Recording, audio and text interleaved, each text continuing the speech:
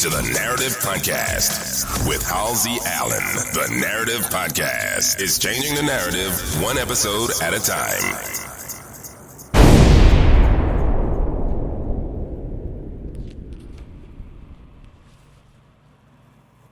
Hello. Welcome to another edition of the Narrative Podcast.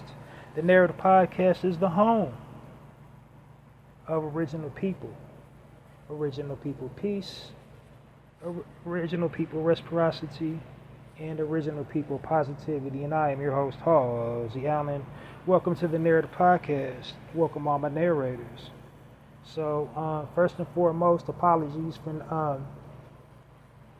no upload over the weekend.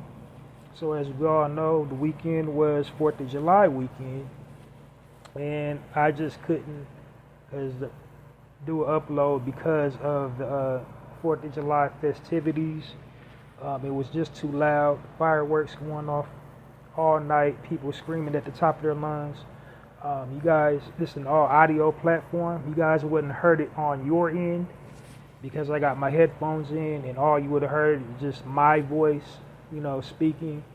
You wouldn't have heard all that, But I did. I had my windows closed. I heard all the fireworks and the yelling, and it was distracting, really distracting towards me when I was trying to, do my content. So I'm like, I'm super gutter. I'm doing it from my crib. I don't got no soundproofing, so my crib in just random locations from time to time when I feel like not doing it here. So,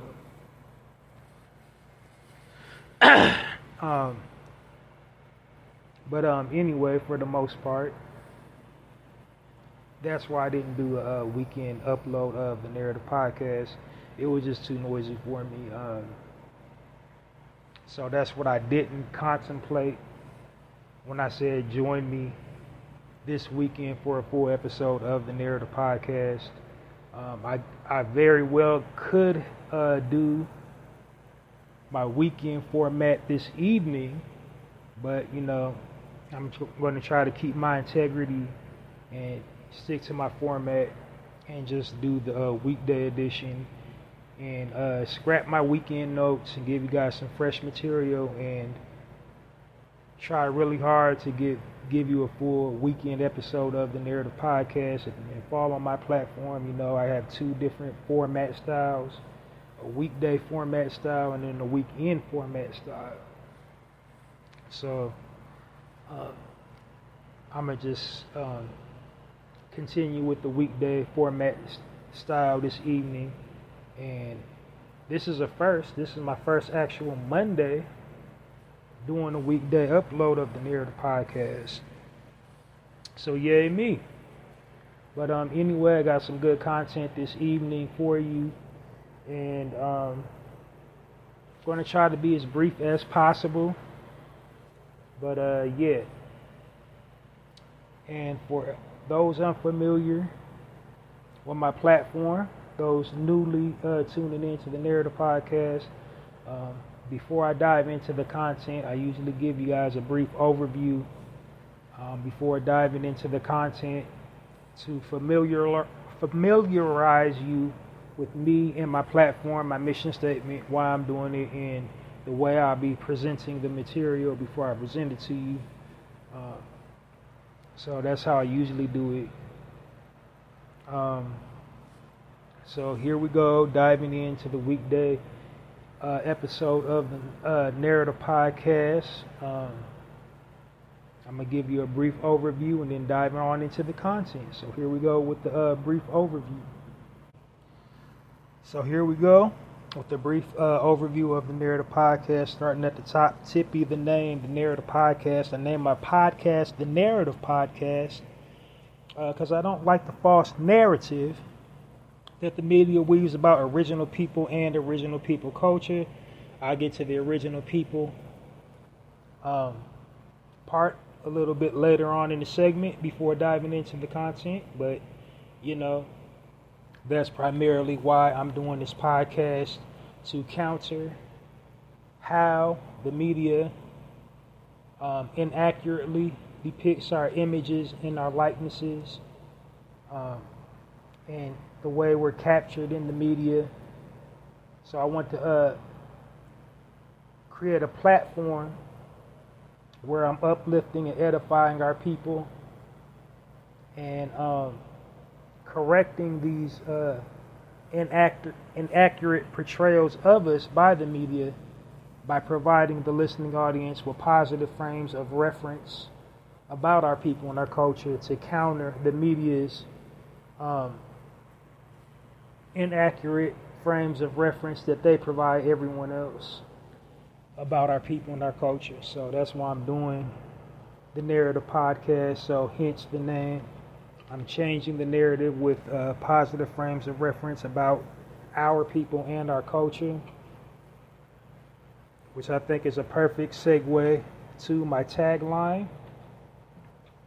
The Narrator podcast, changing the narrative one episode at a time by destroying negative stereotypes about original people and original people culture. How do I destroy the negative stereotypes about our people and our culture? By providing the listening audience with positive frames of reference about our people and our culture. So that's entirely what the Narrator podcast is all about. I provide positive frames of reference about our people and our culture, and bring awareness to the listening audience of why it's so important to do so, and try to inspire the listening audience to do what I'm doing by responsibly utilizing their platforms to provide positive frames of reference about our people and our culture. So that's entirely what the Narrator podcast is all about. First thing you need to know about my podcast, I refer to my listening audience as my narrators. And the reason why I refer to my listening audience as my narrators is because it's a nod to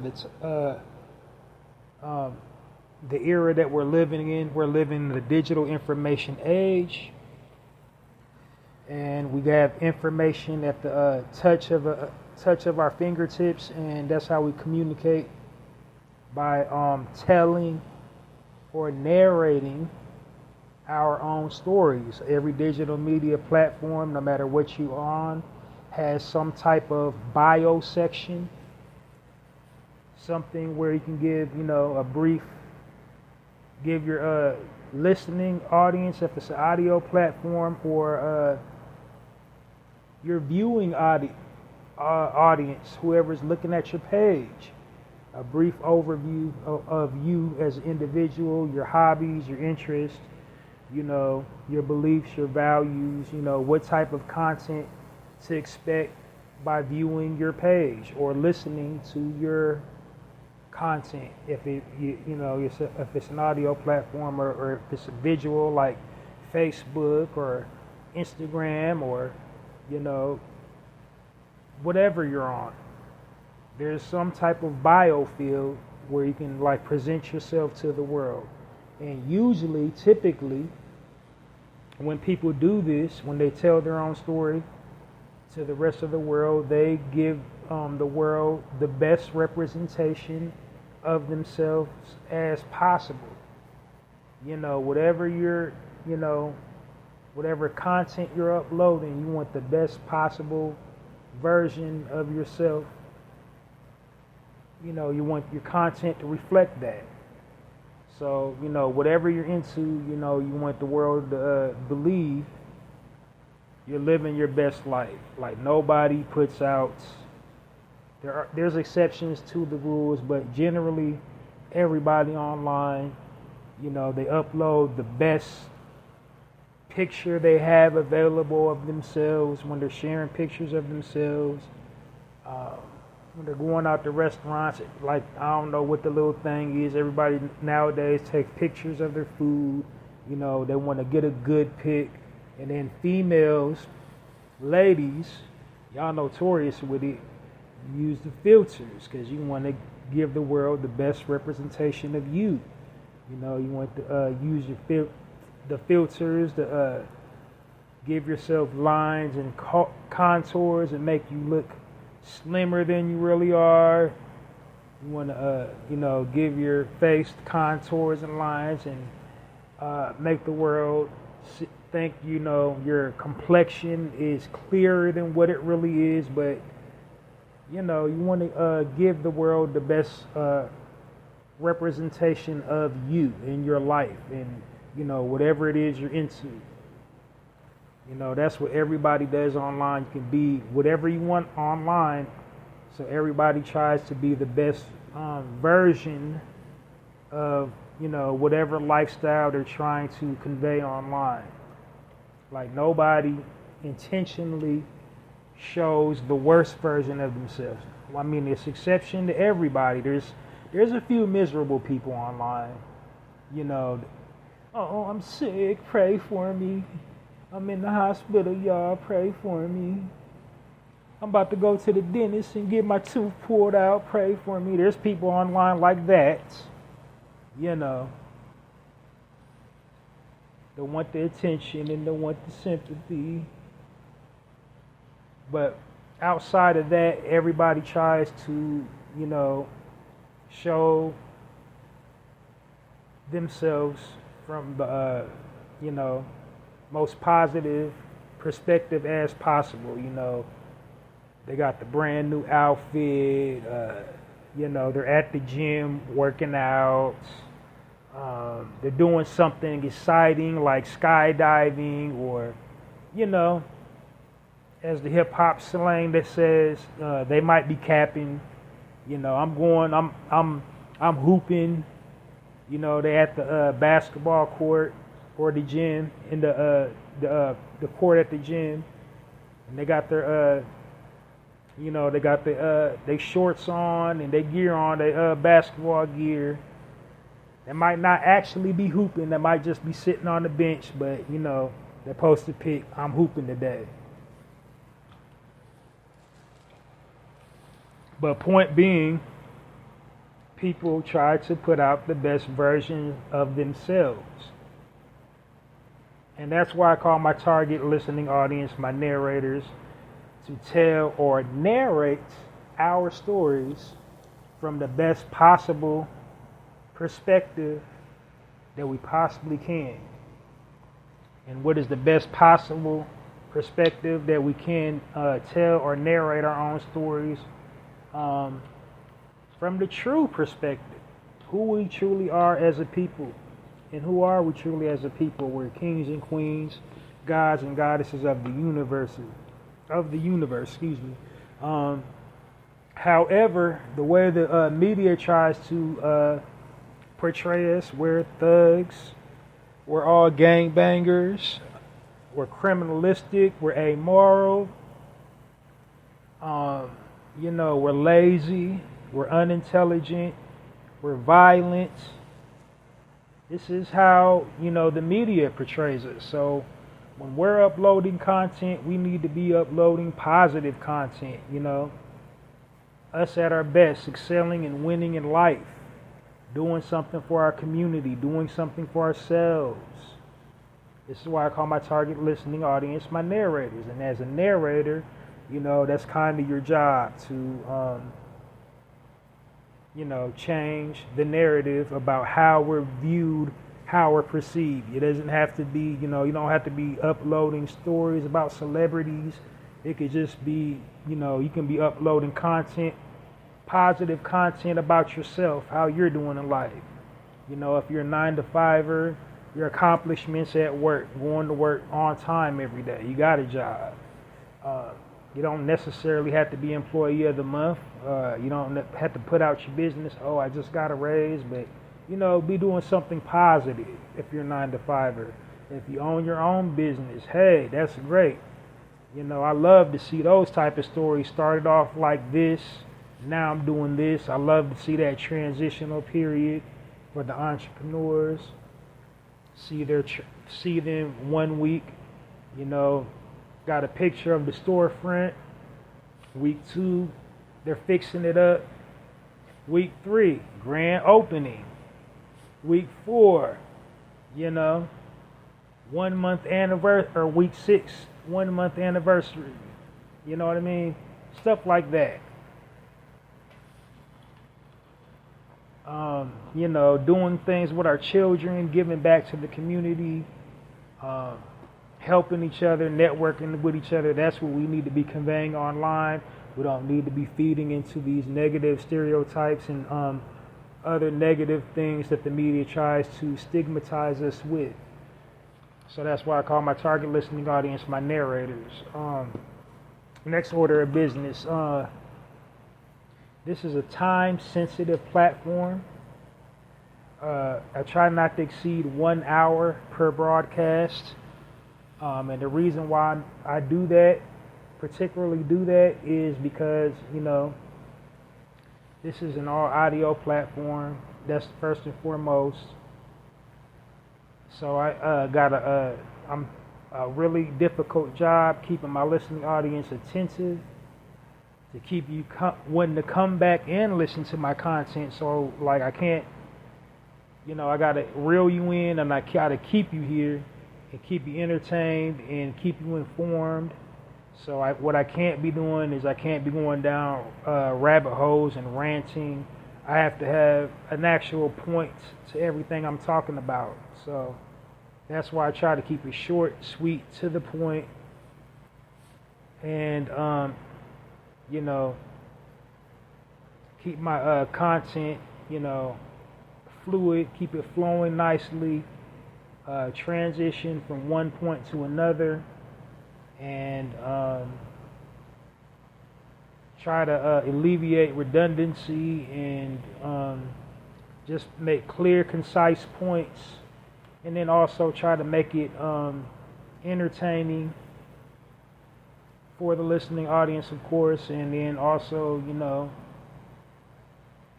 like I said, keep it short, sweet, to the point, so you don't have to clear your entire schedule to catch up on the episode of the Narrative Podcast that you might have missed from a previous week. So you can pick up, get with the uptake really quickly without being all day listening to the content. So that's why I try to keep it short, sweet, to the point.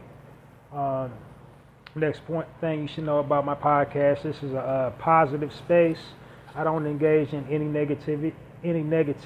I don't stamp gossiping. I try to really, steer clear of it, and advise my listening audience not to get drawn into the negative banter online between us in our community, the name calling, the bickering, celebrity gossip, especially.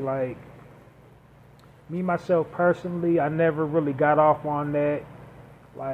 It's all right to be a fan of a celebrity. It's all right. It's all right.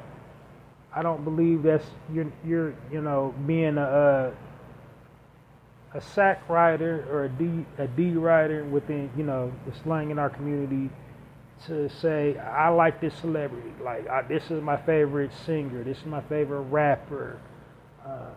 It's my favorite actor or actress. That's not weird to know about people that pique your interest.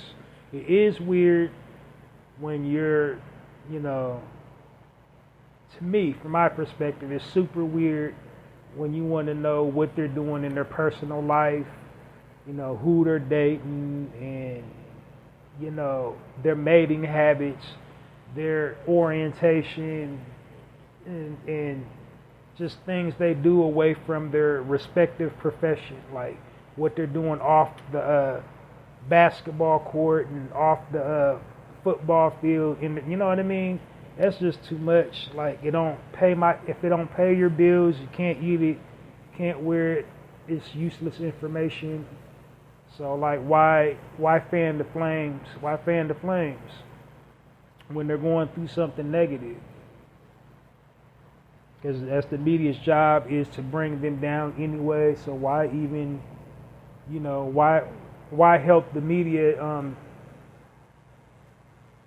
do their job? Why are you doing the media's job for them? That's their job, to bring them down and, try to dismantle everything that they built by gossiping and slander. to me, it's just never a turn on to me. Like, when somebody famous is going through something bad, I don't have any use for that type of information. And I don't think we as a people should have any use for that type of information. So I really try to, steer people away from even being interested in it.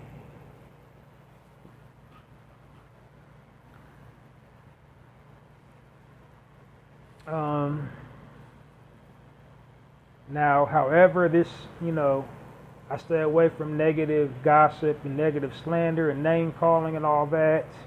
But this is a place of truth. I don't sugarcoat nothing. I tell it like it is. If I do feel there's somebody in our community who has really good sense and they're intentionally playing up negative stereotypes and like rattling the cage just to get clicks and likes and views, I will call said individual out on their antics, because it makes our entire community look bad on their platform, the way they're carrying and conducting themselves. I will say something outside of that, but generally, I don't mention the celebrity's name within our community. If I do, it's not to clout chase. It's definitely not to say something negative about them.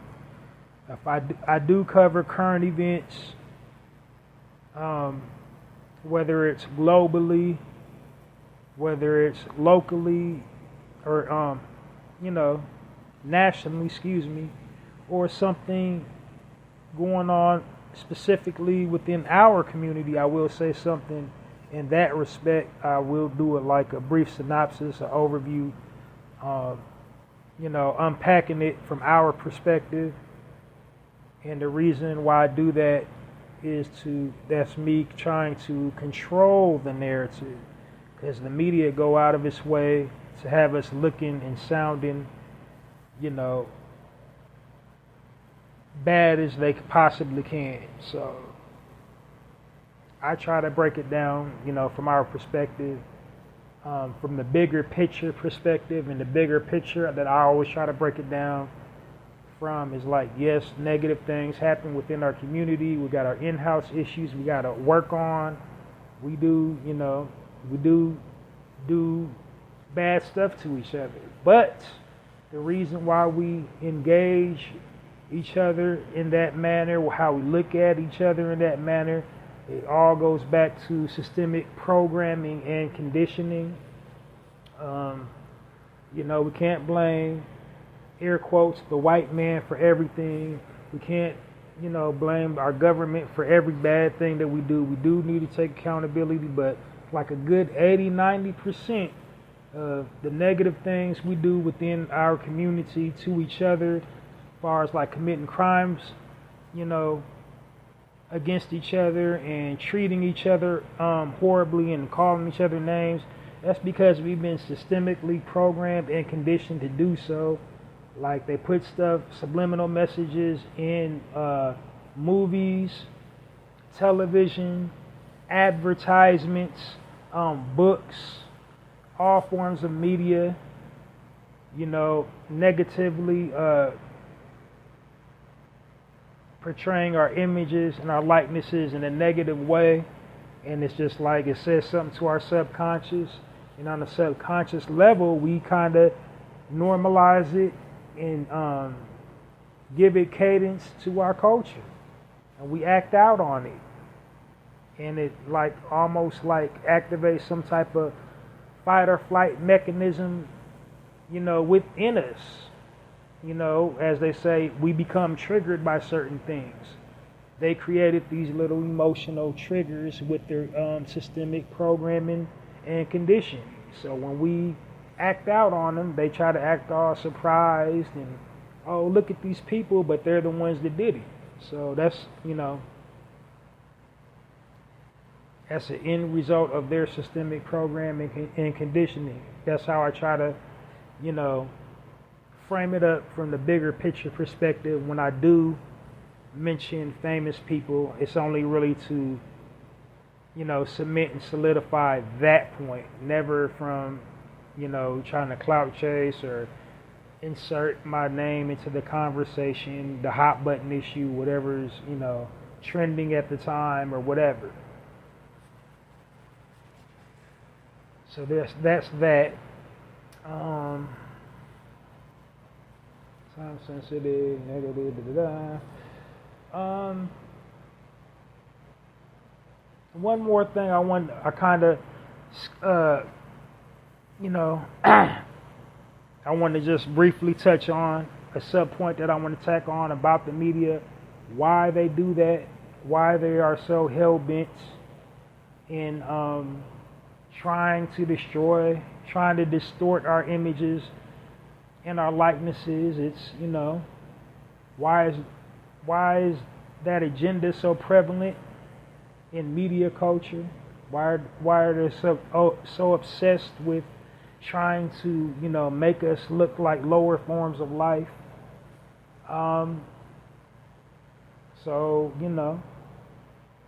First reason they do it is for money, to garner a profit, for monetary gain. Because all negative things sell. Sex sells, violence sells.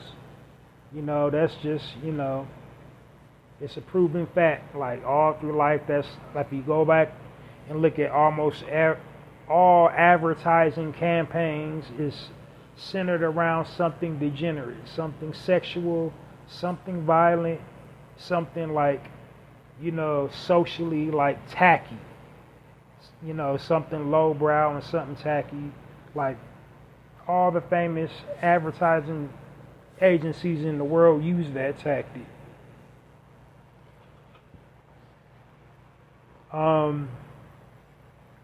But outside of that, besides to generate money, the media is ran by the powers that be. And who are the powers that be? The powers that be are elite society, aka wealthy white people. They pretty much run the world, and their agenda is to be the best. They want to be the face of sophistication. They want to be the face of high class, high society. They want to be the face of financial wealth, capitalism. They want to project that image. They surround themselves with status symbols so that they can cement that image that they're the best. They have the best, air quotes, that life has to offer. They have the biggest houses. They have the largest properties, and they can travel anywhere around the world. They get exclusive treatment. They can like go and buy up a mall and just be only them. They can shut them all down for the day. Stuff like that. Elite stuff, like, the inner circle, just us club. Like only us. You have to be earning this type of money to live this type of lifestyle. So, and to facilitate that point, what they tend to do is they vilify everybody. They make everybody who don't, fall into their, elite circle, if they're not making an upward to 5 or 6 figures or better, and whites, they can't be in the elite club. They can't be in the Just Us club. They're commoners. If they don't have these status symbols of the elite class, the house, the car, the jewelry, the the exclusive, the private chefs, and and all this other stuff you really don't need to enjoy life. You can't take with you when you leave up out of here. So don't get me wrong. I'm not trying to shame anybody in our community that does have those means, that can do that does have a private chef, that does have a, private masseuse, and can afford, air quotes, the finer things in life. I'm not shaming y'all. I'm just saying, that's their way of life. That's their way of thinking. We're a natural people. We don't need those things to be happy in life. And, that's why they spend so much time trying to vilify us. Because they're so envious of us that we don't need all those things to be important. I mean, they do it to everybody. They vilify everybody. They try to make everybody look like low class and degenerate if they don't, believe in their philosophy of life. They don't subscribe to the elite programming. This life in excess, this mass consumerism lifestyle. Just spending money just because you got it,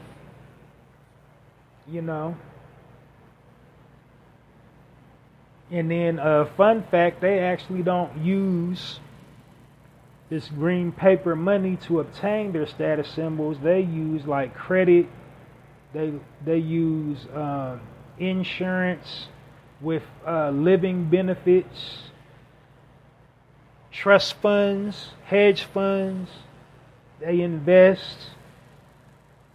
If they do have like these opulent things, they figure out a way to flip it and make their, cars and mansion and properties they own make money for them. Like, you know what I mean? They really don't use cash at all. Like, that's the gotcha part. And the other gotcha, they get our community real good. It's because they'll let us come around. They'll let us come to their parties and, be up underneath them and expose them to their lifestyle.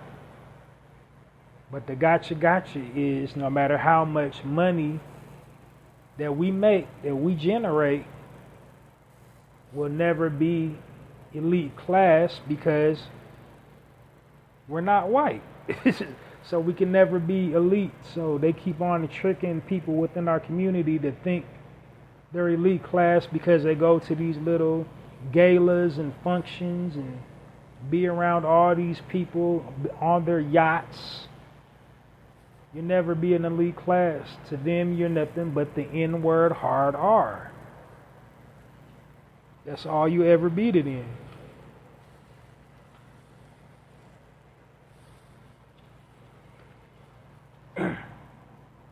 And white people, other white people too, like if you wasn't born into wealth, if you're not like a fourth or fifth generation wealthy white person, you're a white N-word hard R. You're an Asian N-word hard R. You're Italian N-word hard R. You know what I mean?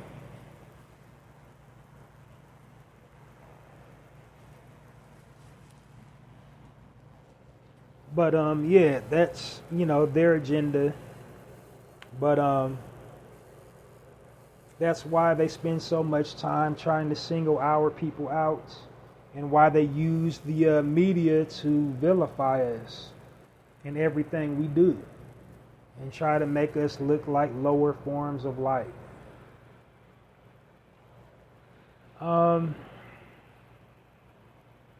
Next order of business.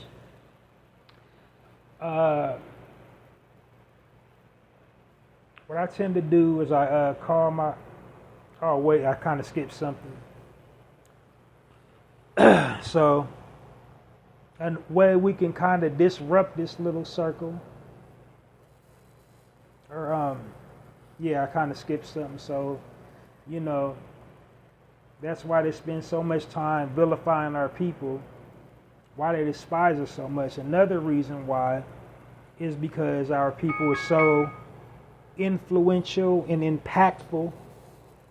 We influence and impact the whole rest of the world. Everybody, not mean everybody, tries to emulate us to some capacity. They look at us, for example, they try to dress like us, talk like us, act like us. Everybody's infatuated with us. And what we represent to the elite class is the fall of their empire. Because we don't need all those status symbols to, be happy. And they're afraid that with how influential we are, we're going to wake the rest of the world up to march into the beat of our drum. They're not going to want to, subscribe to this consumerist lifestyle, this life in excess, just buying stuff just because you got money. That's what makes them important. Because they can buy the air quotes, the best life got to offer. So if nobody else buys the air quotes best life to offer, then how are they important if people stop doing that? They're not important no more. And that's, one of the reasons why they hate us so much. Another reason is they're natural historians. They study history. They're aware of their history and how they came to be, how they acquired their financial wealth, and how they acquired their systemic power. And then also they're aware of our history, our rich history, how we came to be, how we exist. And they know from their studies, from them studying history, if there never was us, if we never existed, they would never exist. So we pretty much, they owe everything to our existence, and that's why they built all these systems, because they were so jealous of us. They feared us so much back then, because they couldn't be like us. But their biggest fear, this is the one that keeps them up at night, got them tossing and turning in the bed.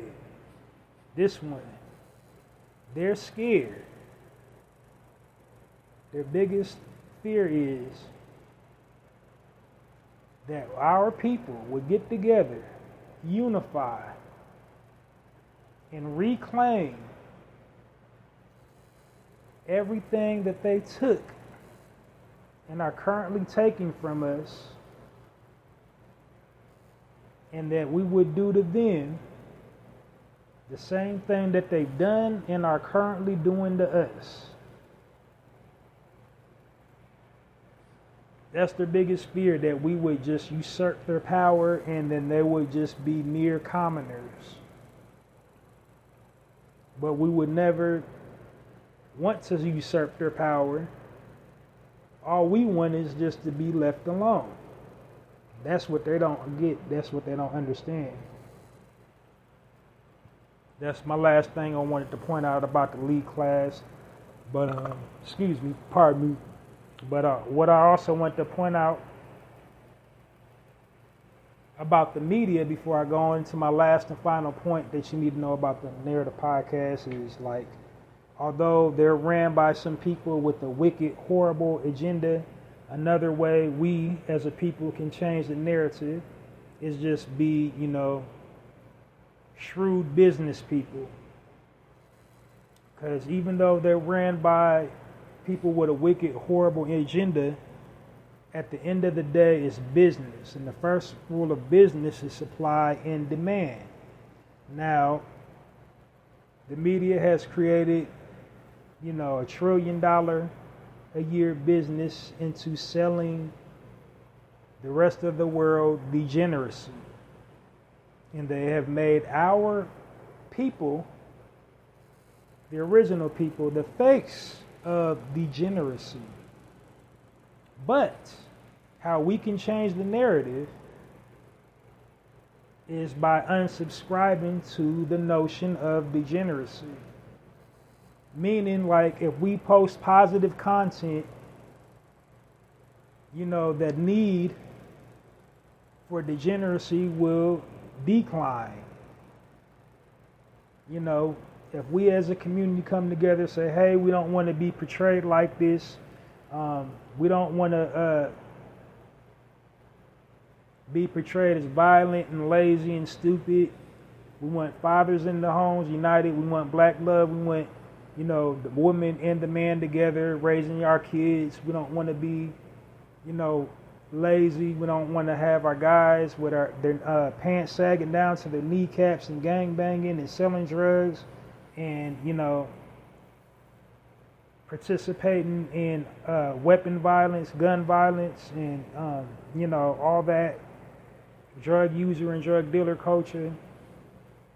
It'll stop. And on the women's side, we don't want to be represented as, hoochie mama, ghetto chick, either leaving out the house butt naked or leaving out the house, in pajamas and what do they call them? Bonnet, shower cap thingy. Having an attitude, the angry black woman stereotype. We don't want to be portrayed like that. We don't want to be portrayed as thoughts and whores. They'll stop. They'll stop providing the market for that. We'll stop seeing that. Because it's just business. It's supply and demand. As long as we consume it, they'll keep on creating the product of degeneracy. But if we stop consuming it, they'll stop creating it. Simple and plain.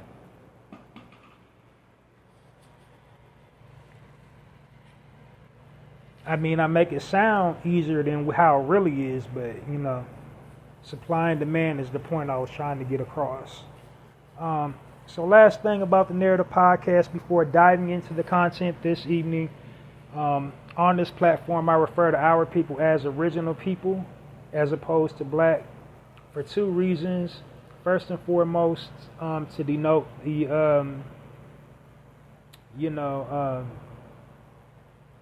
for the historical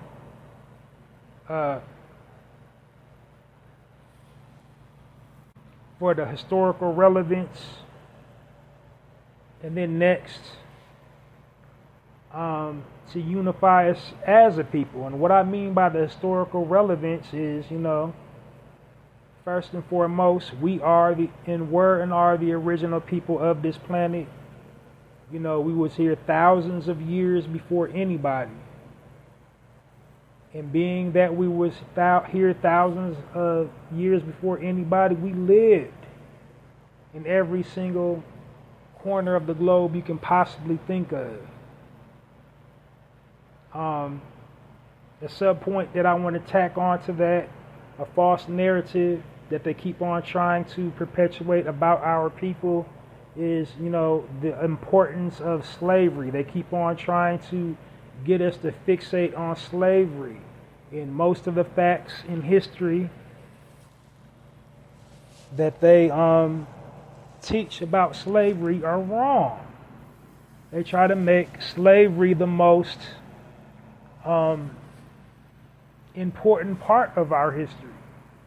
And so while slavery did happen, like I said, us being first, we didn't get to all these places on slave boats. We didn't get to everywhere on all these places on slave boats.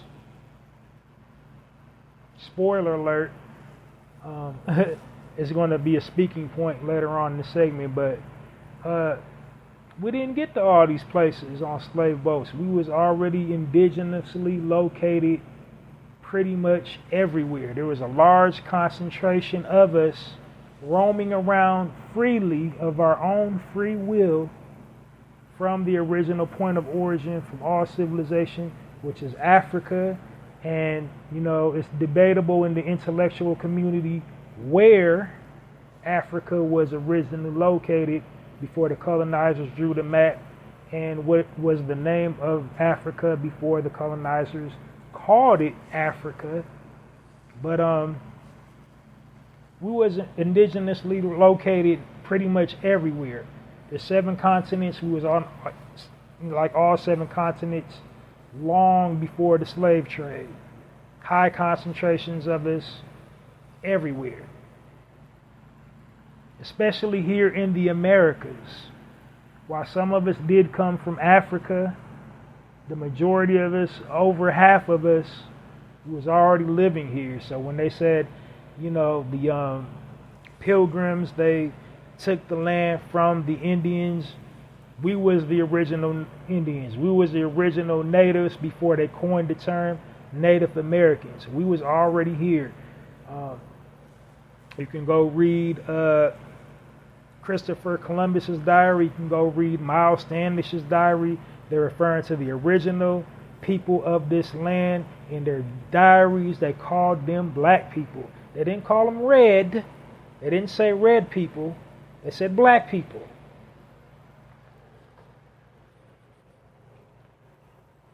We existed in every Spanish-speaking nation in the world, too. All on the continent of Asia, UK, Britain, London, England, Ireland, Scotland, Australia, Canada, the islands, every island you can think of, Hawaii. It was in the Philippines already originally.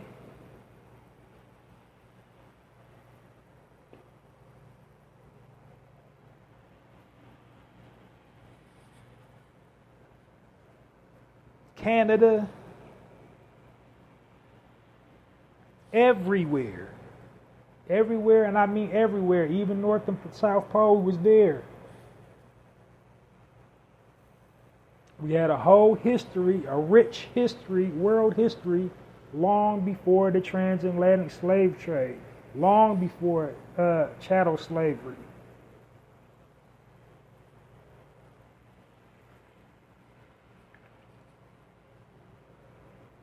But the next order of business, before diving into the content, of course, I refer to our people as original people, as an attempt to unify us as one people, because like I said, we hail from many different land masses.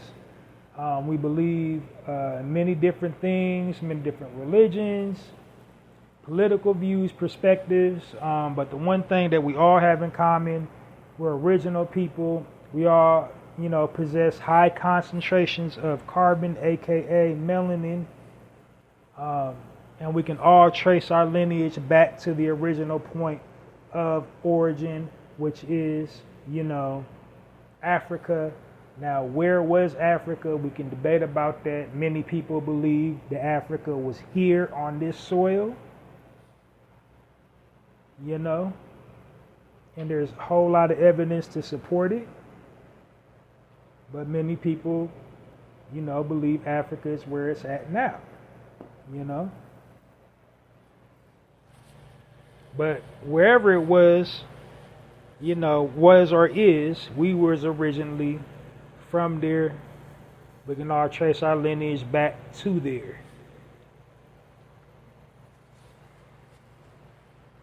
So that's everything I believe you should know about the Narrative Podcast. If I've glossed or glazed over anything, more than 300 episodes in. You can go back and look at any of my previously recorded episodes to bring yourself up to speed about, my content and, my presentation style and all that. But, so now that you're all caught up, without any further ado, we're going to dive into the content for this weekday edition of the Narrative Podcast. And do me one favor, download this episode and all previously recorded episodes of the Narrative Podcast, wherever you get podcast information from. And now diving on into the content. So this is a weekday edition of the Narrative Podcast, and what I typically tend to do on my weekday episodes is I stay true to my mission statement, which is to deliver positive frames of reference about our people and our culture, and the positive frames of reference that I deliver about our people and our culture come in the forms of news articles. And the reason why I share positive news articles is because, like I said, in an effort to undo the programming, systemic programming and conditioning by the media about our people and our culture, is to, share positive frames of reference, just share with the listening audience that positive things do happen within our community. They want to program us and condition us into believing, nothing positive ever happens in our community, other than violence, us going to back and forth to jail, unaliving each other, committing crimes against one another, fighting each other, and, getting on social media, tearing each other down. That's all they want us. That's the only notion that they want us to subscribe to. Meanwhile, positive things are happening in our community. People are, excelling, academically, financially. We're engaging in philanthropy. We're engaging in community activism and community outreach. We're not just helping ourselves. We're helping like the entire world. That's what they're not getting. They just see us on television acting a damn fool. Like nobody attempted to try to raise us. Like we're not here to do nothing but cause chaos and havoc and destruction. That's how we get portrayed on television. That's how we get portrayed on the local news. That's how we get portrayed in movies, in television shows, and on the radio, in music. Advertisements depicting those images, those negative images and likenesses of us. So that's why I share positive news articles, is to just, in an attempt to break that cycle of, us subscribing to the notion on a subconscious level that, nothing positive happens in our community. Don't expect nothing positive. Just accept it. That's the hood, that's the ghetto. That's all we ever gonna be. So no, we're not. We do excellent things. We take care of one another, and we do positive stuff. So that's what I'm sharing this evening. People within our community doing positive, impactful things for our community. So, first article on this weekday edition of the Narrator Podcast. The headline reads, Carmen, I hope I'm pronouncing her last name correctly, Tapio, Tapio, founder of the largest black-owned business in Nebraska. And the name of her business is called North End Teleservice. She founded it in 2015.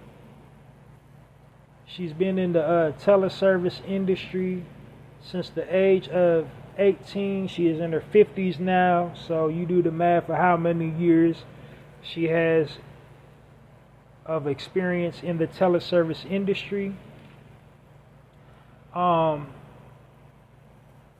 And to find out more about her bio, simply go to northendteleservice.com and you will see all the services her business offers, as well as other people on her team. Read their bios as well.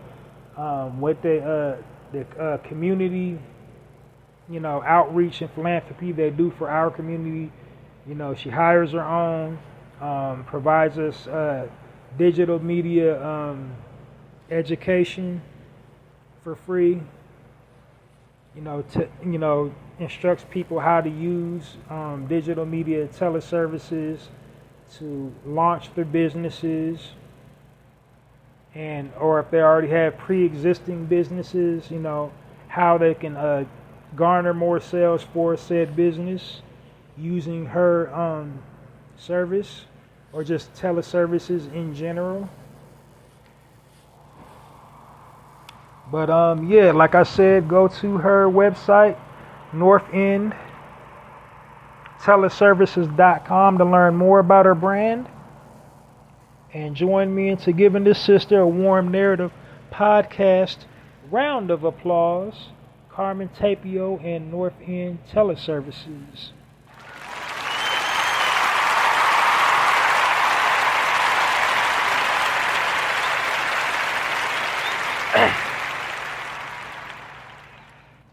All right, next article, there's a little bit more information. This article was a little bit more detailed. The headline reads, meet the founder of the first black-owned brand approved by the National Eczema Association. And the founder and CEO of this brand is one Miss Jocelyn Furman, and the name of her brand is Kiyamel, Kiyamel. Jocelyn is Haitian American. She's from Haiti. She came to America on a scholarship in the late 70s, early 80s.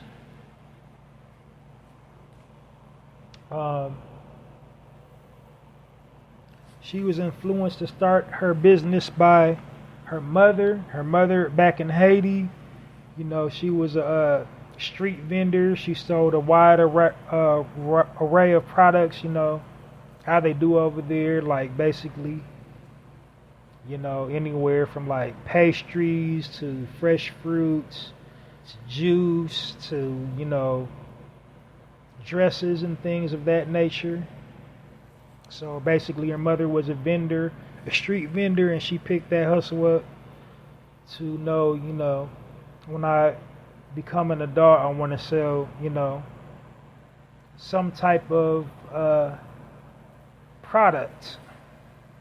So her story kind of reminds me of, like, I'm kind of a movie buff, but you remember that movie Baby Boy starring Tyrese, and there's that scene where his character Jody is talking to Omar Epps' character Peanut about like e-commerce. That was on like I forget what block in California that was on. That was looking at all the people selling stuff, and he was like, "Yeah, you're either a buyer or a seller," but essentially that was her thought process when she went into business for herself. She didn't want to be a consumer. She wanted to be a seller. So, that's how Kamel was born. She formed her business in 2019, and the business became fully operational by 2021. So to find out more about her bio, simply go to kmail.com. If you have direct questions about the product, email her at info@Kamel or call her directly at 302-321-9139. Join me in giving this sister a warm narrative podcast round of applause for her invention, Kamel. And let's give it up for Miss Jocelyn Furman.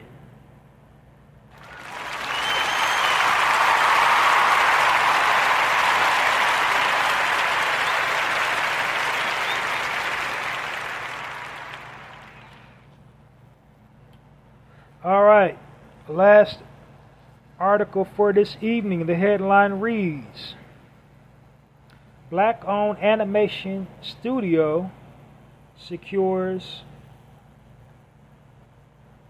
$500,000 deal on Shark Tank with Kevin Hart and Mark Cuban.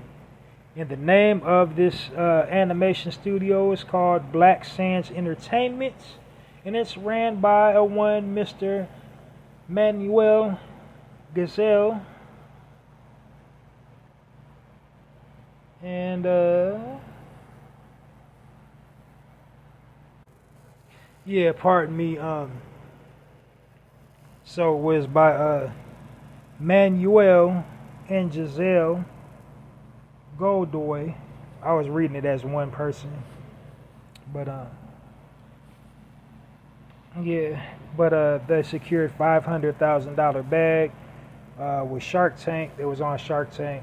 So Mark Cuban and Kevin Hart gave them basically their Kickstarter fund for the Black Sands Entertainment brand. So basically, it's like an anime studio, and then they also sell comic books. And basically, you know, the characters are like ancient Kemet, but they teach, you know, Black history facts, and you know, of course, all kinds of low, you know, cool powers and all that stuff. So if you're into that type of world, you know, that's definitely for you. If you enjoy sci-fi, fantasy, animation, definitely go check it out. BlackSands.com to learn more about the company. And that's the last article I have for this weekday edition of the Narrative Podcast. So join me into giving Manuel and his partner Giselle the warmest Narrative Podcast round of applause for Black Sands Entertainment.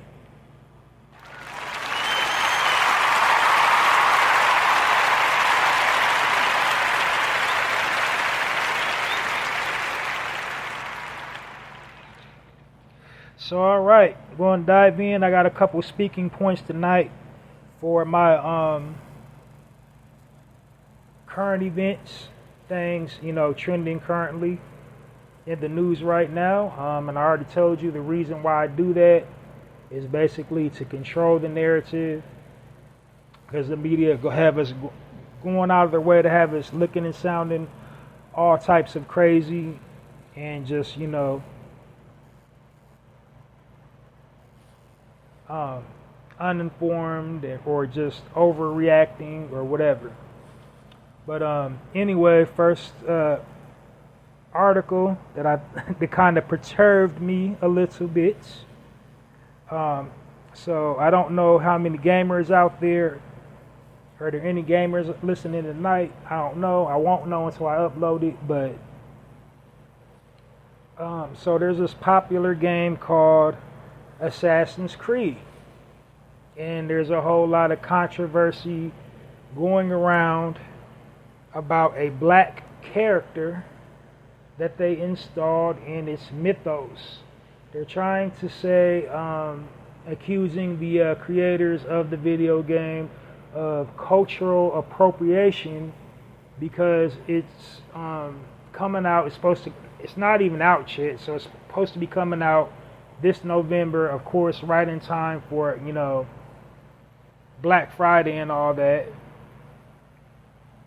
But Assassin's Creed, I don't know the title of this installment of the video game, because I don't keep up with video games all like that. I mean, I play them, but I'm not just like super into them. But anyway, this latest installment is supposed to come out like in November, and it's already a big backlash online for simply because they're introducing a black character, and the black character is, of course, a samurai. So when you delve into the world of Assassin's Creed, you have playable characters hailing from different, you know, places of the world. You got a guy who is a ninja, essentially a ninja. He got like a ninja cowl. He's from Ireland. You got another character who is essentially a ninja from the Middle East. But for some odd reason, this black character stirred up controversy, stirred up so much controversy that they're actually circulating an online petition to, they're not going to buy any more Assassin's Creed. They're going to destroy all the, Assassin's Creed games they currently own and have purchased with their own money, and just really, they're in a big funk about it. And it's mostly coming from the Asian community.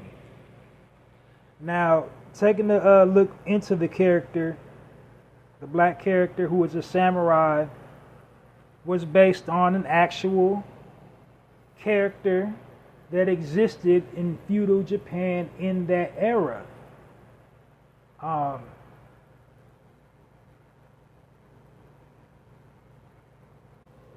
And the samurai, the characters, was based on a black samurai in the feudal Japan called Yusuke, or Yasuke, if I'm pronouncing it right, Yasuke. And he was a personal bodyguard to the feudal lord of Japan of that era,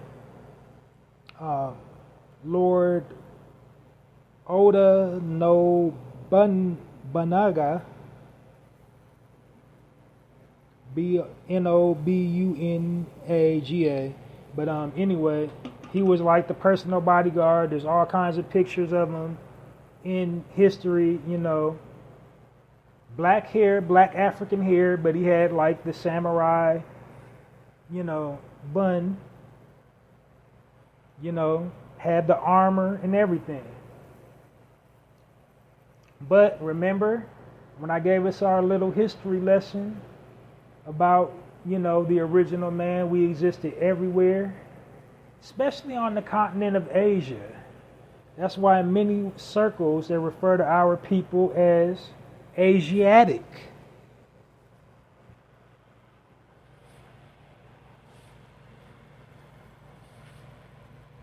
As a matter of fact, the martial arts came to Asia, Japan specifically, through a guy from Africa called Bodhidharma. And he brought over there the Manchu arts that existed thousands of years, hundreds of years before the martial arts. And the Manchu arts was basically invented in like ancient Kemet, which is now Egypt, but it involved fighting with a staff. They did a whole lot of aerial somersaults, so you had to be agile and flexible to do the Manchu arts. And then also they had a few offensive strikes in it as well. There's something like on the hieroglyphs back over in Egypt. So like basically this is what the personal guard of the pharaohs, they knew how to do. In Kemet, which is in the Kushite Empire.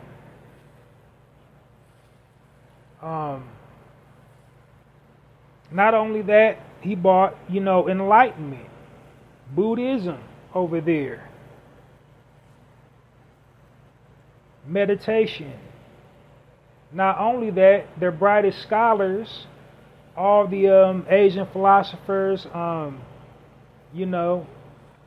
Confucius, Ho Chi Minh, and a whole host of the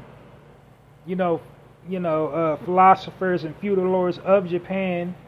They all studied over there, and a whole lot of Chinese philosophers, and Japanese people, important Japanese of the royal family, they all went over to Kemet and studied in the library. So they made trips back and forth to, the northern region of Africa to gain knowledge, to learn, as well as a whole lot of other people in civilization. Everybody in the Mediterranean, like ancient Greece, they went over there. All them, Plato, Aesop. If you read Aesop's fables, they ain't nothing but old African proverbs. So like everybody's borrowed from our culture, especially Asian culture. Like they wouldn't have a culture if it wasn't for us. Like pretty much if you do a split comparison and look at time periods, their greatest time periods, and then compared it to African culture, you will see, you'll see the parallel. You'll see how close it mirrors, African culture. And then the funny thing about it, history repeats itself. Because now in Asian culture, it's like $1 billion business, a year business for Asians. No matter what part of Asia, Korea, Japan, China, wherever, they're spending thousands and thousands of dollars trying to alter their hair to resemble our hairstyles. You know how we're doing the coils and locks? In Asian culture, they're doing that. The lock brush. So they're trying to make their hair frizzy enough. They're spending like all kinds of money on enhancements to make their hair frizzy enough. This is just the fellas, so that they can get coils and locks.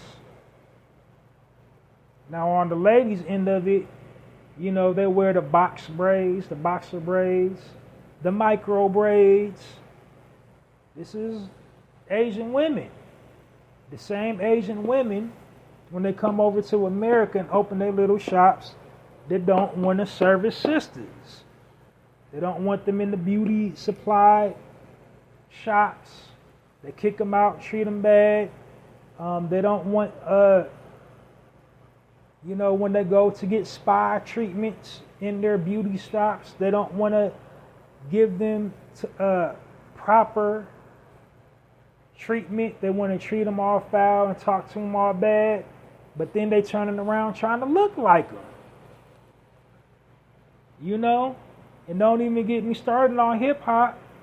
You can go on TikTok right now, and see how many thousands upon thousands of Asian artists that are rhyming in what is called dubbed either drill rapping or in the cadence of what we call mumble rap. Thousands. TikTok right now, do it and see all these Asians trying to rhyme like black people. And we don't say nothing. But they don't even want us to participate in a fictional game. This is a fictional game, but the character is based on the guy that actually really existed. He really existed. Like, he's in history for real. All the other characters are made up. But this guy is based on somebody that actually did exist, actually did protect the feudal lord of Japan at that time.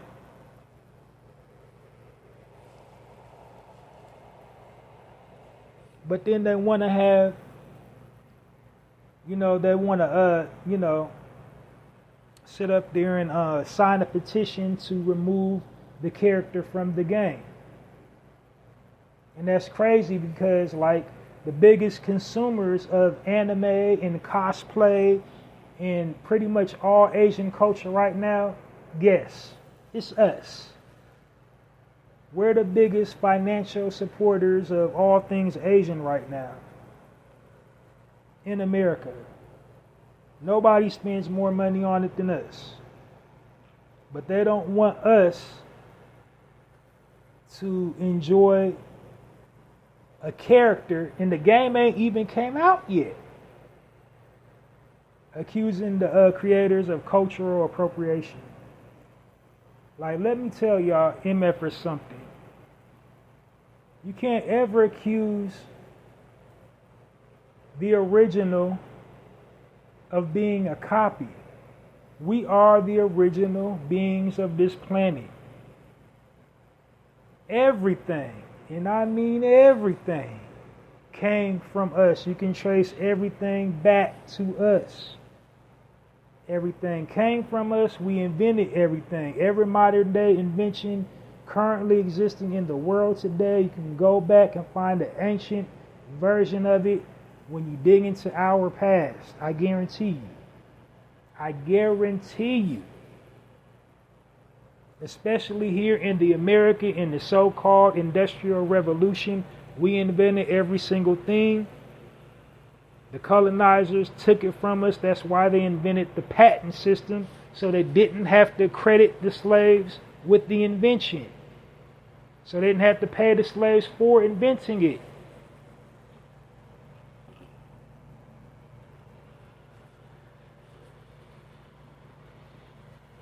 I just don't get it why they hate us so much.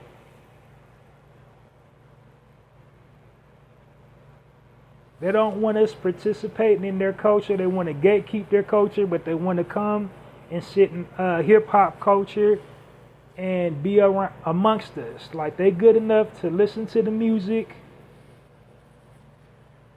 And, like, in a sense, some Asians are like worse than white people. They good enough to sit up there and listen to our music, come around us, enjoy our food, but they gatekeep. They try to gatekeep their secrets. They don't want us, like, involved in nothing. They treat us so bad over there. So I'm told. I've never ever actually been over there, but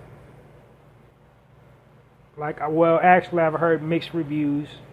Cause some people, some of my friends that went over there, they said, oh, they treat us like, depending on what parts you go in, like they treat us like gods over there. I don't know.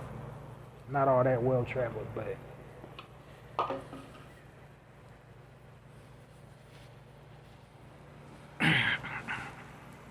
But for the most part, they really can't stand us. A whole lot of them really can't stand us.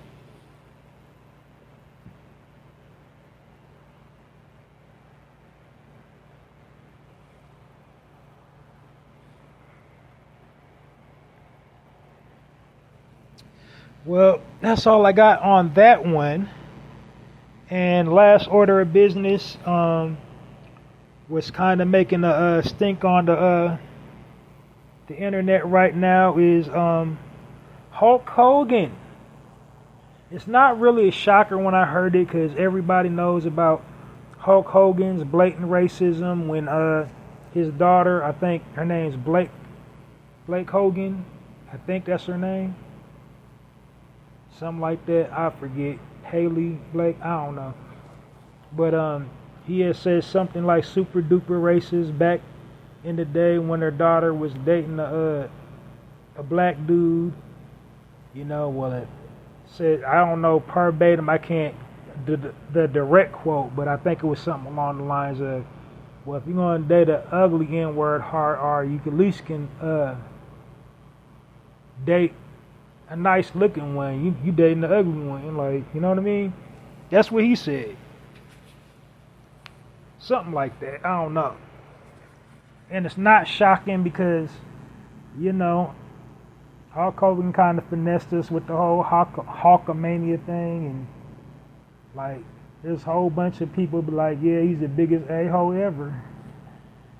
Had everybody thinking Macho Man was the a-hole, but it was really Hulk Hogan. Yeah, brother.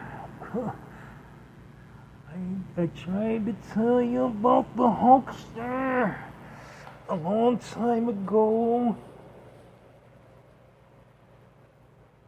Dig it! He's so dull.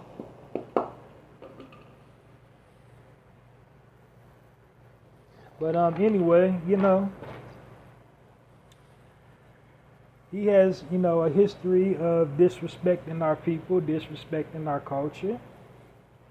But his latest one is like the insult to end all insults. So there was a sister by the name of Essence John, I think. Essence Jean or Essence John. Essence. I'm going to just call her Essence. But hold on, let me get her name right. Essence Janae, my bad. Sometimes I cannot read my own handwriting. It's so sad. But anyway, the sister's name is Essence Janae. She took the TikTok to break the story. He had a beer brand, and he hired her to be the ambassador of his beer brand. The name's not really important because we're not promoting it.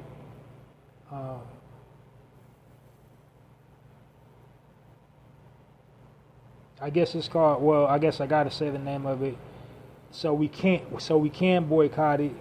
Real American Beer. So, she just kind of like blindly put an application. And the most likely, how it's sounding, the way the story broke, I think it was a remote job. So, like, they got a lot of remote jobs, and for stuff like that to be brand ambassadors, and then they got some stuff called affiliate marketing. So, if it's sounding like an affiliate marketing type thing, and she was going to promote the brand on her page. That's what it sounded like the way I'm reading the story.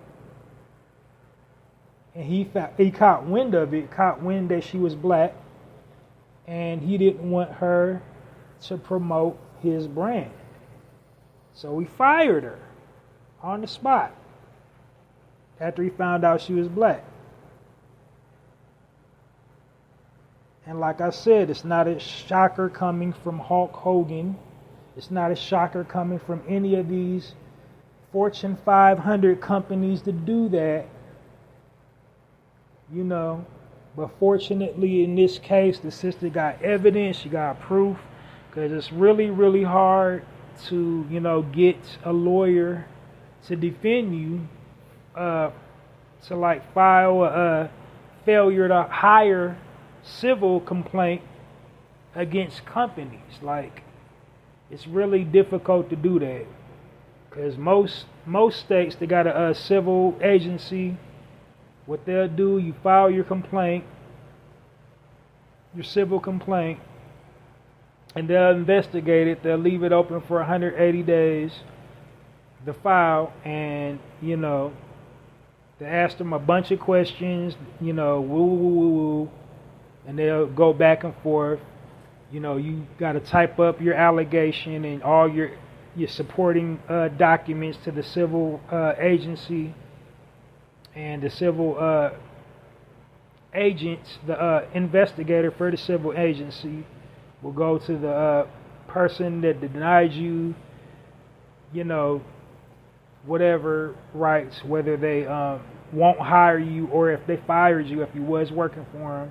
And they'll go ask them a bunch of questions, and usually how they end is like they usually, their investigation, they'll usually just conclude that the employer wasn't in the wrong for not hiring you or firing you, and then they'll give you the option if you want to take it to district court and get what is called the right to sue. And you can have the right to sue, and then that's a whole little process. You have to do like I think like they send you a letter. You got to send her a letter, request the right to sue the company, and then they from there, you can get you an attorney if you can find one. And good luck with finding an attorney in that scenario. Because most likely they'll hit you with yeah, it sounds like you got a case, but our caseload is too big. We can't take your case. But fortunately for this young lady, it happened on social media, so there's no way she's not going to get some type of settlement out of this.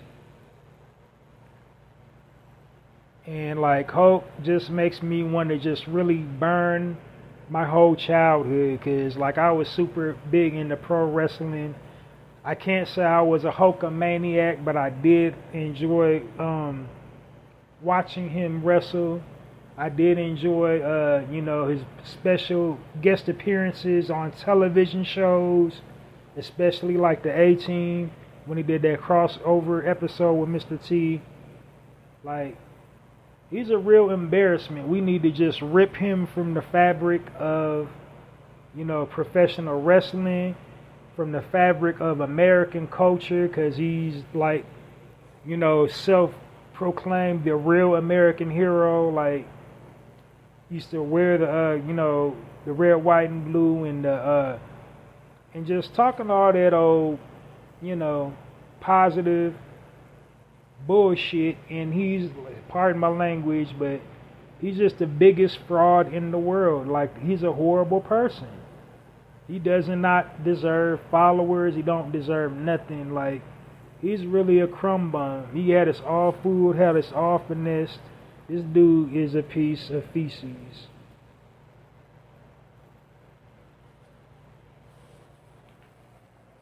Don't make me call Booker T on you, Hawk.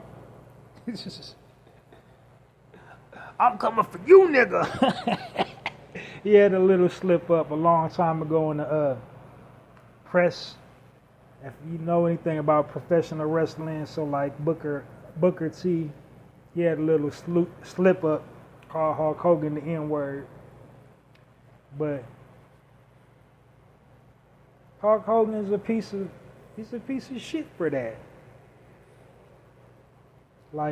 You will rather miss out. She could probably promote the crap out of that brand. Got the credentials to take it to the next level.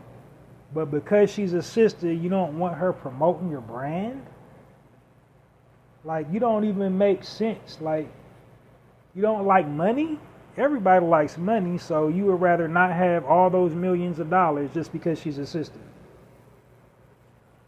You don't make sense, bro.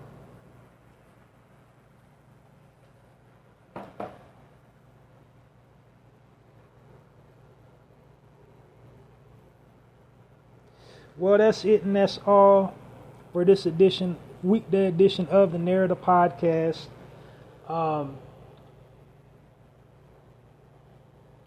Join me again this weekend for a full episode of the Narrator Podcast. I know I said that last weekend, but I can almost guarantee you that I'm going to be here this weekend for a full edition of the Narrator Podcast. I'm going to hit you a couple more times this week with a weekday edition of the Narrator Podcast.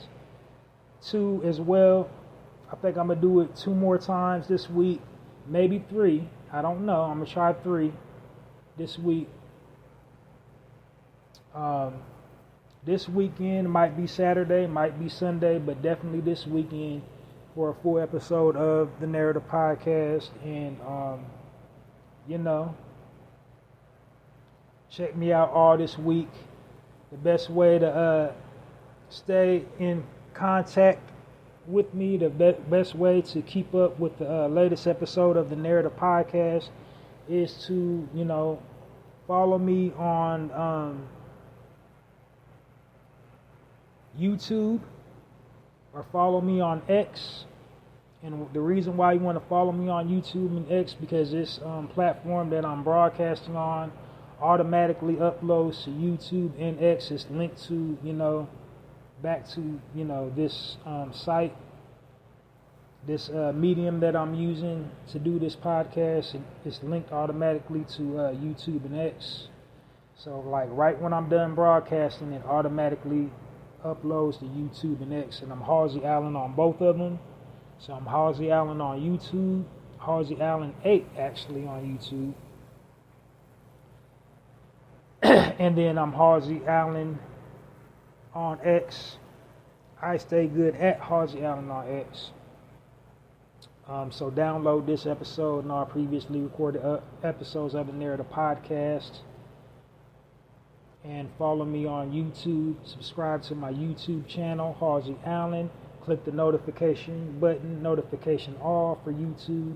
I don't have a YouTube channel exclusively designed for my podcast. That's my viewer channel. But if you go into my videos, which are all set to public, none of them are on private, you will see every last episode of the Narrator Podcast there. That's the only thing I have uploaded to my channel. And then also on X. And I would really prefer it if you followed me on X, because when you click the link on X, you will see where to download it at, as well as the comment box, and as well as the little heart-shaped like button. Doing all those functions equal, the algorithm clicks. So download it is the downward arrow shape button. That's the download button. And then also for click the heart-shaped like button. That'll do it for me. And then please, if you can, if you got the free time, leave me a comment. Let me know what I'm doing right. Give me some feedback. Let me know what I'm doing right. Let me know what I'm doing wrong. What you want to hear more from me. What you want to see more from me. Just comment. Say you like it. Say you don't like it. Say something though in the comment section when you see the link.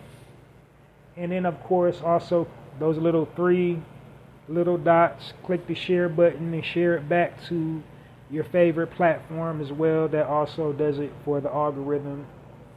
So all those things, but the most important thing is the download. Click the download button, as well as the heart-shaped like button. Comment and share, the Narrator Podcast on across all platforms.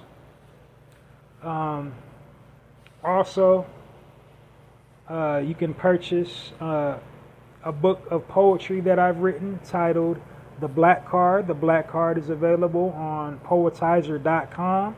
Poetizer.com is a medium for writers, people that enjoy writing, specifically poetry, but all forms of writing, essays, short stories, novels, even journal writing is welcomed in that space. If you like the journal, that's welcome there. But what poetizer.com has is a feature which will allow you to turn whatever work you share on that platform into a book. And you can arrange it any type of way you want to. You can even set your page to private, and then that way nobody could read your work, and you can just put it in book form. But basically, you can transform your work into a book. They have a virtual online bookstore. And what you want to do to support me is go to poetizer.com's virtual bookstore and purchase the title of my book, which is The Black Card. The Black Card is a 30-page book of poetry that captures the true essence of our people. It's basically like a snapshot of our people. Everything we experience, both positive and negative, everything that encompasses us as a people. I got 30 poems that are reflective of our experience. By our experience, the black experience, every original person can relate to these poems. And, people outside of our culture can enjoy that poetry as well. If they're, open-minded and progressive and want to learn more about us, you can definitely purchase the book and read it and enjoy it as well. So go on over right now to poetizer.com and visit their virtual online bookstore and purchase my book, The Black Card. Purchase The Black Card today or get your Black Card revoked. And remember, it's written by me, Halsey Allen. All right, and then last thing I need you guys to support is my personal poetry blog. It's on blogger.com.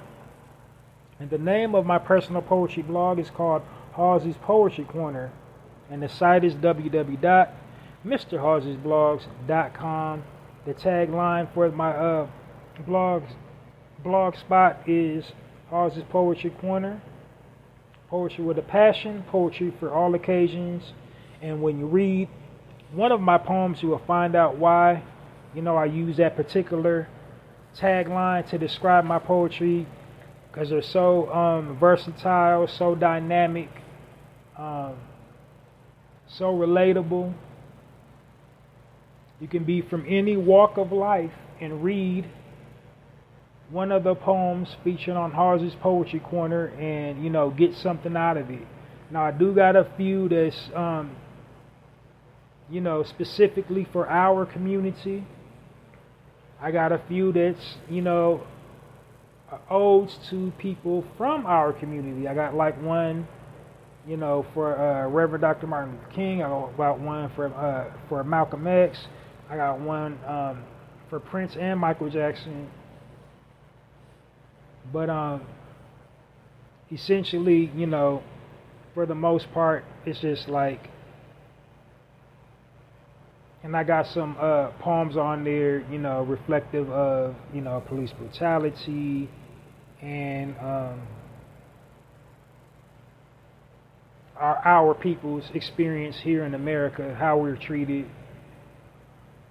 things we have to that we have to face, and we have to deal with that on a daily basis. But other than that, they're totally relatable. You're guaranteed to get something out of them. They're guaranteed to resonate with you if you read them. So you can go and check out a poem on Halsey's Poetry Corner. And the address is www.mrhalseysblogs.com. And how you can help me, get the clicks or whatever. The algorithm is you basically share either the link to Halsey's Poetry Corner or a poem featured on Halsey's Poetry Corner across all platforms, like whatever platform that you're active on, share either the link or a poem featured on that blog across whatever platform you're occupying. So like whatever platform that you're the most active on, share the link or a poem featured from that blog on whatever, like Facebook, Twitter, TikTok, whatever. Now I will say for the visual ones, you might have to actually like shout out Halsey's Poetry Corner, shout out whatever little poem that you like, that you read on there, and like, oh, I like, man, go over to Halsey's Poetry Corner and read whatever poem that you like. You might have to endorse it like that on a visual one like YouTube or TikTok. But other than that, just share the link or a poem featured on that blog site across all platforms. And then also click the heart-shaped like button. And then also when you visit the site, leave me a comment. Please, please, please leave me a comment. It's basically like signing an autograph book when you leave a comment in the comment section. Let me know you liked the poem. Let me know what you didn't like about the poem. And, just talk to me in the comment section. That's all. So that's it and that's all. This episode of the weekday episode of the Narrator Podcast is officially a wrap. Join me later on this week for more all new episodes of the Narrator Podcast. That's it and that's all. Thank you. Peace, family. Sending you love, light, and healing energy to everything that you're doing in life right now. Join me this weekend for full episode of the Narrator Podcast. It'll be Saturday or Sunday. I don't know, but this weekend for sure. And, keep an ear out for me all for the rest of this week. Download this episode and our previously recorded episodes of the Narrator Podcast. Narrator Podcast is officially out of here. Check me out. Check y'all later. I'm Halsey Allen. I'm changing the narrative one episode at a time. I'm asking you to help me on my quest to change the narrative by becoming a narrator. And while I'm changing the narrative on my end, one episode at a time, as a narrator, you can help me change the narrative on your end, one social media post at a time. Until next time, Halsey Allen and the Narrator Podcast, signing off. And it's like that.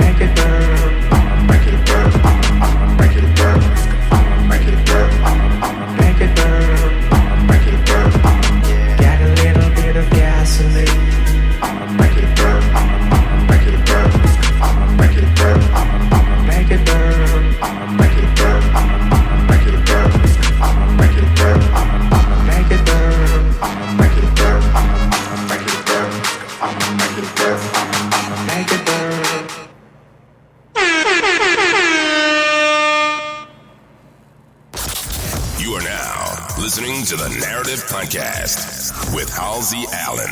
The Narrative Podcast is changing the narrative one episode at a time.